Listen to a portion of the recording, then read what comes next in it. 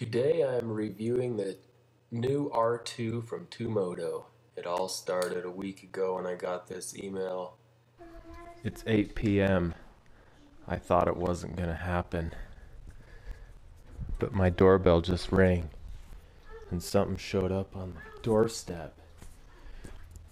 Who is it from? Oh, Tumoto. I was actually expecting a few more boxes than that. But in reality, it's a pretty darn simple setup. All you have is the two sides of your carriage, and then your front carrier, I guess is what it's called.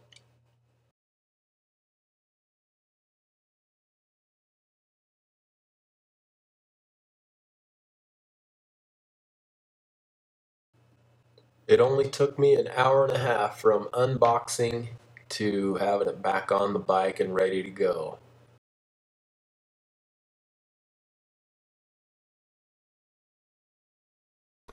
Just a quick side note here. I could have had this job done switching over to the new R2 carriage. I could have had it done probably about an hour and a half. It's a fairly simple, straightforward switch over. But in your axle carriers, this one was actually on the chain side. The bearing was toast. So, yeah, I had to go find me a new bearing. They're actually a standard bearing, but if I were anybody doing this for the first time and you could plan ahead a little bit, I would just go look up this 6205 RS bearing on eBay and buy some cheap bearing from China or something for $5. Or you can go pay 27 bucks at Napa. Anyways, gotta switch the bearing out. I got 3 seasons of riding on mine, so that's probably pretty good. Here you see the Tumoto new version versus the old. You can tell on the new it's just got a greater angle of attack. Here it is, everybody. The new R2. I installed it this morning. Gonna go see how she does. First thing I noticed on the new design is that the rear end feels a lot more dirt bike-like. The rear end actually can slide around a little bit more. Also, in these corners, the rear end sucks into the corner kind of just like a berm. More dirt bike-like. I really like that. Alright, initial reaction for well, I was going to say hard pack, but it was actually pretty slushy. My initial reaction was it's actually, you can tell it's trying to float a little more, get up on the snow.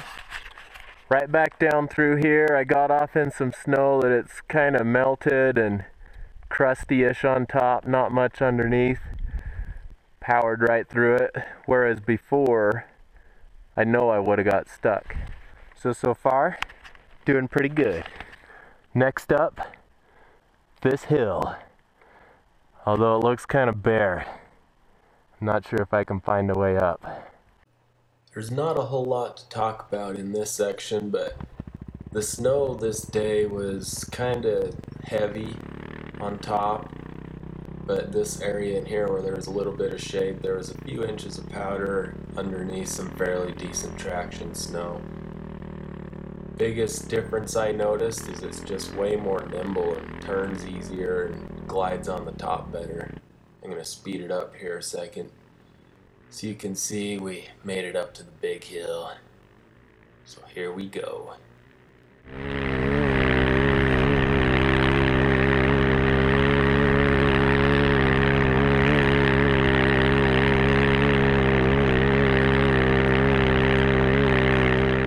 This is a south-facing slope still. The snow was 2 to 4 inches of a hard, just wet crust on top. Underneath that it was just really heavy. What used to be sugar powder snow, but it's more dense. My bike honestly was totally just powering out in first gear on this hill, which is why I turned out right there. If I had more power on the new R2 track, I think I could have just blasted right up it. But I definitely couldn't have gone up it like I did with the old track design. The old track design just didn't help you get on top of the snow quite like you needed to. This hill's pretty darn steep though. This was fun.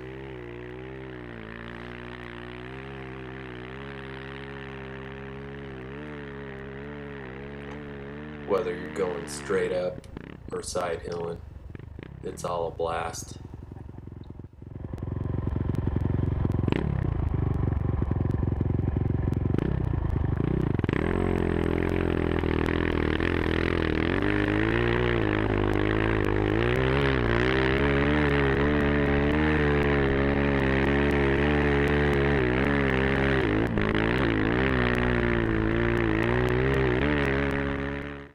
I didn't really mean to get over into this more wind-blown hillside. It's just kind of where I went. It's a nice thing about riding alone. I can go wherever I want.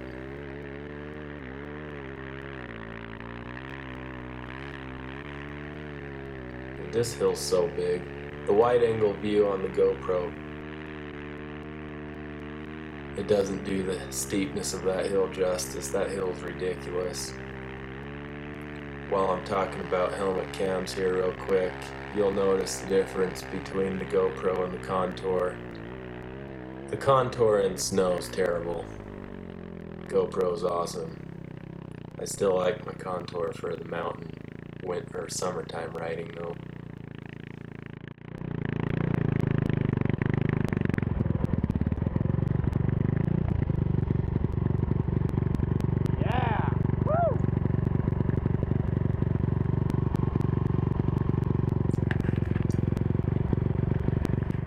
Next, I'm going to throw in a little clip of me going down the hill. The reason I threw this clip in there was just to make a comment about coming back down kind of a crusty, slushy, whatever hill. Due to less track touching the snow is my assumption, the rear end actually feels a little bit more skittish coming down stuff like this. It's nothing to worry about though. I had no problem at all. I almost ran over my camera right there. I was just kind of playing around on this hill. This snow was terrible. Now this is a north-facing slope. There was crust on top and kind of just sugar powder junk underneath. I didn't really dare do a whole lot with it. But I wanted to throw that little clip in right there to show you, like, with the old track, when you'd hit stuff like that, it would kind of bury into the cornice instead of carry you over it, and I didn't have a whole lot of momentum for that, and I still went right over it. Right here, this is a crazy steep side hill on crusty snow. If it were soft powder, it wouldn't have been a big deal at all, but due to it being kind of hard pack and crusty, I was actually pretty nervous I was going to lose the front ski. Go down the hillside, but still made it, no problem.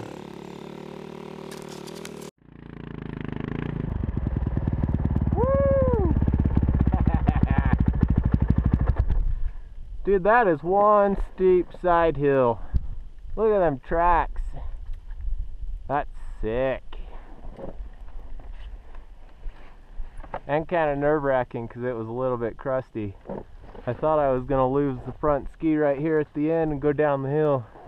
Alright, this is where I noticed the biggest difference with the new R2. This hillside was total, just 2 inches of crust, powder underneath, and man, the R2, you can totally feel it just keep pulling you along, keep pulling you along. I totally wussed out on that too. I killed the bike.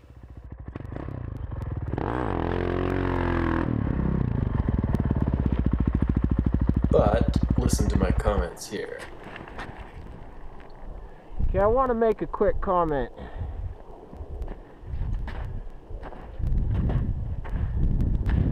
Notice.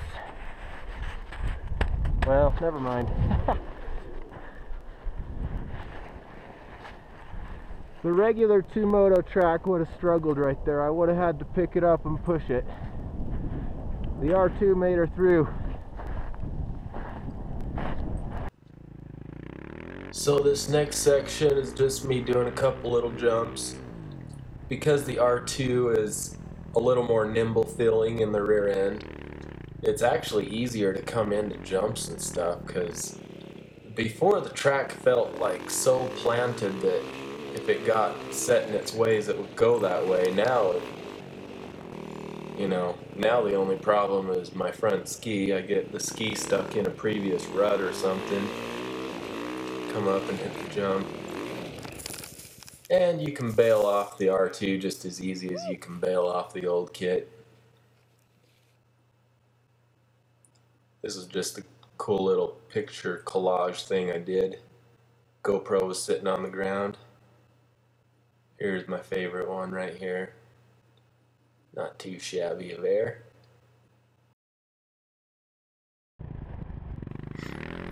Threw this section in because this side, even though you see a little sun on it, it must not get sun too often, because it was, I mean, it was actually pretty good powder. You can see me throwing the snow right there.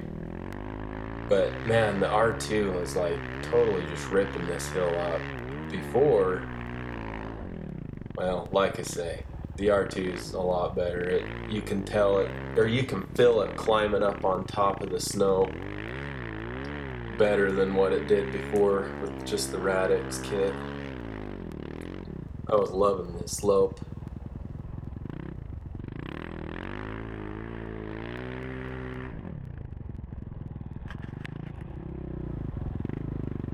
Here's just another example of a situation where I'm going to call it the R1 kit, Radix. Right here you can see where I turned downhill a little bit, where you kind of lose your momentum. The regular Radix kit totally would have got stuck. The R2 just kind of powered out of it.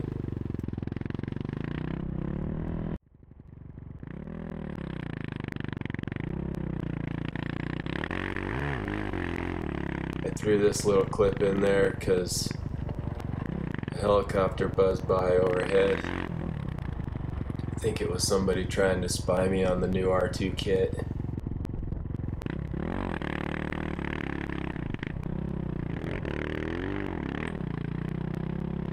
Here's just an example to show you that the R2 kit isn't the answer for the end of the world.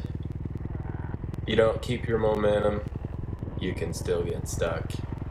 So no, it ain't a timber sled or whatever, but I'm totally happy with the changes.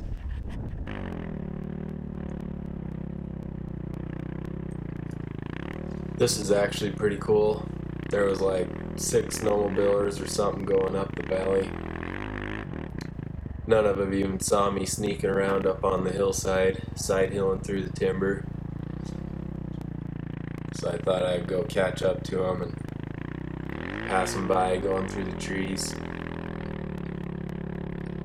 I actually try not to stop and talk to those guys anymore, because man, every time you stop and talk, you end up talking for 30 minutes and you don't get any riding in. And as you can see already, it was getting towards the end of the day. I still had all kinds of riding that needed done.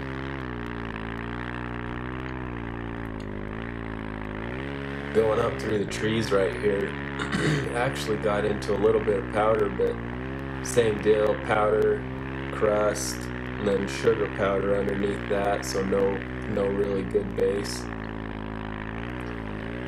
As long as I kept my momentum a little bit, you could totally feel the R2 just lifting up in the back and helping you float. Whereas before stuff like this, it really drug the bike down because you're just powering through that crusty layer with the track carriage holder, whatever it's called. Eventually up the top here, I got too close to a tree well and right here. Sunk her in. But the cool thing is, it didn't take me long to get right back out.